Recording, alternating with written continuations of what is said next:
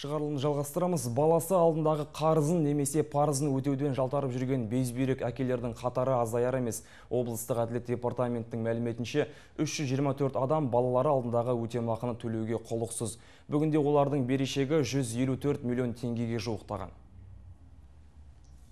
Жалпы облыс бойынша 8421 азамат алимент төлеуі тиіс. Соның тең жартысынан астамы жалақыларынан балалары алдындағы берешегін өтеп келеді. Ал қиындық туғызып отырған борышкерлерге қатысты әділеттіктер прокуратурамен бірлесе жұмыс жасауда. Жыл басынан бері 101 сот актісі бойынша әкімшілік хаттама толтырылып, 47 адамға айыппұл салынған. Сондай-ақ алимент төлеуден жалтарып жүрген борышкерлердің көлік құралдарын жүргізуге құқық беретін жүргізуші куәлігінің қолданысын уақытша тоқтату туралы сотқа 39 ұсыныс енгізіліп, оның 18-і қанағаттандырылды.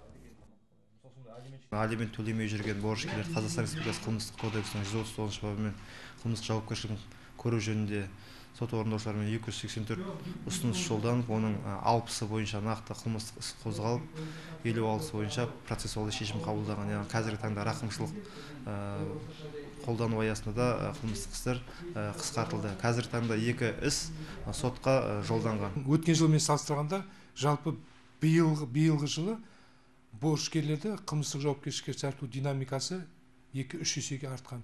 Мысалы, қазіргі кезде облыста 39 борышкер нақты қылмыстық жауапкершілікке шешілсе, оның жаңағы айтқандай екеуінің қазіргі кезде қылмыстық жауапкершілігі сотта нақты жазамен шешілетін болады. Яғни сотта қаралуда олардың қатысты қылмыстық іс.